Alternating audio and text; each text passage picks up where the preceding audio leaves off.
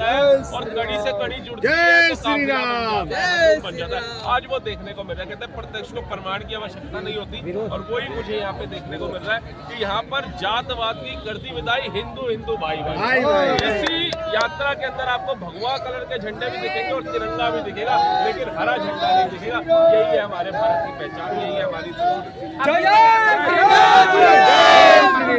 बुआ जी कहती थी रामलला हम आएंगे, मंदिर वहीं बनाएंगे। अब तो बाकी सुधार सरकार चलकर वृंदावन आए हैं, तो रास्ते में नारे लग रहे थे कृष्ण लला हम आएंगे, मंदिर वहीं बनाएंगे। देखिए अभी तो कृष्ण लल्ला हम आएंगे, मंदिर वहीं बनाएंगे, फिर महादेव जी काशी भी आएंगे, मंदिर वहां भी बनाएंगे।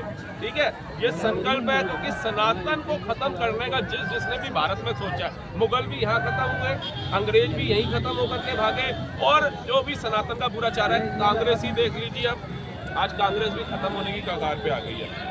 कई धर्म विरोधी इस पदयात्रा का विरोध कर रहे हैं, उनके लिए आप क्या कहना चाहेंगे? करने दीजिए। प्रभु श्री राम का भी कईयों ने विरोध किया होगा, श्री कृष्ण का भी किया होगा, सबका किया होगा। ऐसे संतों का तो विरोध हो सकता है क्योंकि वो नेता जो थे, आपको याद होगा जब गौ माता को राष्ट्रमाता बनाने के लिए साधु संत जब निकले थे तो उनके ऊपर गोलियां चला दी गई थी, और आज जब साधु संत निकले हैं गौ माता को राष्ट्रमाता बनाने के लिए तो फूलों की वर्षा हो रही है।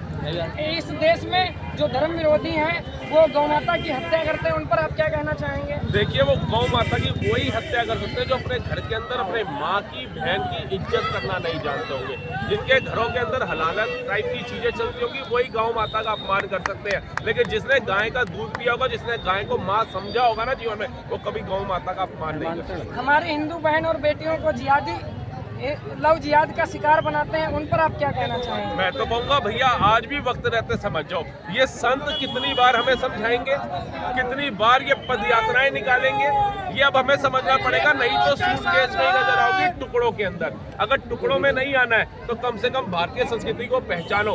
हम बाहर के देशों के ऊपर गर्व महसूस करते हैं। आज आप वृंदावन जाइए, रशिया हो, अमेरिका हो, ब्रिटेन हो, इंग्लैंड हो, लंदन हो, यूरोप की कितनी भी कंट्री हो, आपको यहाँ पे राधे राधे जब तो महिलाएं मिलेंगी भारतीय संस्कृति के अंदर। लेकिन भाई हमारी भारतीय नारियों को क्या हो गया, ये कहीं ना कहीं एक सोचने का विषय है। और मैं तमाम उन लोगों से, उन बुजुर्गों से कहना चाहूंगा कि अपने बच्चों को कोई और शिक्षा दे या ना दे, लेकिन सनातन की शिक्षा जरूर दे, क्योंकि सनातन जीवित रहेगा तो हमारे संस्कार जीवित रहेंगे, हमारे संस्कार जीवित रहेंगे तो हमारा परिवार जीवित रहेगा।